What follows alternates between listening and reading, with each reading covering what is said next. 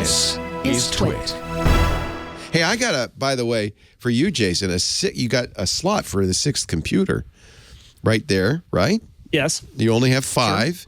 That's bothering a lot of our OCD viewers. Well, actually, there is, believe it or not, there is a MacBook Air back there with a 6 colors logo on it, but it's very I can't low see key. That. What are you talking about? And it's an M1, so it's not an old computer. Is it midnight blue? Well, it is M1, so no, it's if just you've got a few $100,000 to spare, space gray. Steve Jobs' prototype for the original Apple computer is being auctioned off. This is the thing that was hand wire wrapped, so that Steve could then go around and say, hey, we need the chips.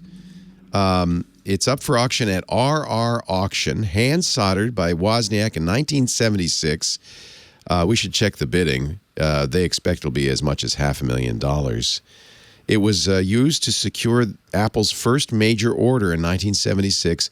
This is the device they brought very famously to the Byte Shop and showed Paul Terrell and said, would you be interested in carrying this computer as a kit, right? The prototype, according to Business Insider, has some minor damage, including a crack that runs from adjacent to the power supply area. Steve did it. He dropped it. Woz is so pissed. Let me go look at the, let's see if I can find the auction listing. Currently, 278,005, 15 bids. It ends August 18th. If you want to bid for this, Jason, the next bid will be $305,000. Oh, boy. Let's get Jimmy Graywall to bid on it, right? He's the one with the Macintosh Museum in Dubai or wherever he is. Yeah, that's a cool museum. You should get that. Yeah. This is the Apple Computer A prototype. Not even an Apple-1. This is an Apple A. Really great story. Yeah, I think the auction record is something a little under $800,000, I think. Wow, look at this.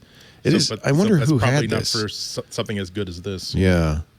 This is history. This is not obviously operating. Mitch Waite came by. We did a triangulation with him some time ago, the old publisher of many, many computer books. And he had an Apple-1 that he got working again. Took a little bit of work to get the capacitors. I think he had to replace them and so forth. This is not in good shape. This is kind of... And wasn't there a story about, as an illustration of exactly how lack of interest Steve Jobs had in Apple history, that he just cleaned out his office of all kinds of here's an Apple-1, here's prototypes of this, here's sketchbooks of that, and it was just and he just left them in boxes outside his office, and eventually people just started taking them because Steve expected them to be just tossed in the trash. This is how they have identified the provenance of it, by the way. This is a Polaroid taken by Paul Terrell in 1976 when Woz and Jobs came over and said, hey, man, you want to buy some of these, man? So, and it matches exactly. So that's how they know. This is I love your 70s drug dealer voice. Man. That was really great. Okay. A little Cheech and Chong-y, but I like it. You're implying that in 1976 the most valuable lid of pot was ever traded? Woz not here, man. Woz not here, man. I just want to be clear. Also in that slot where the MacBook Air is, there's a 12-inch. This is as yet unopened, but this is a 12-inch PowerBook. So the collection grows. Oh boy! Don't tell my wife that I got this one.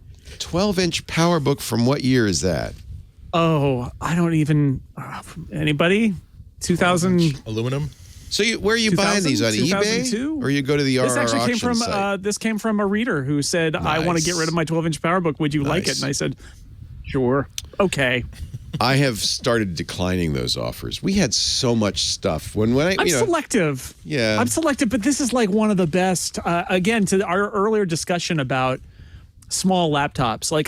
I really like Apple when it is striving to make the smallest possible laptop, and it hasn't done that since the MacBook, that 12-inch MacBook, and the 12-inch PowerBook from back in the day, which is the weight of 8 12-inch MacBooks, was also part of that kind of striving to be small and light as possible. Yeah, that's what, by the way, all collectors say. Oh yeah, stop whatever I want. That Dodge in the backyard where the grass is growing, that's very special. Yeah. 1971, Someday I'm gonna like that anymore. I'm gonna fix that up someday. There's a family friend who I don't know how much I should say about this. The county government came to him and said, you know those 100 cars in your backyard? I mean, literally. You got to get rid of those, man. those are an eyesore. Yeah. It's what we call a hoarding situation. But they're all special, man. They're all special. That was you wouldn't believe. Oh man, you can't get those anymore. But that Is that the same guy who sold the Apple A prototype? Yeah, exactly. Well, it's not here, man.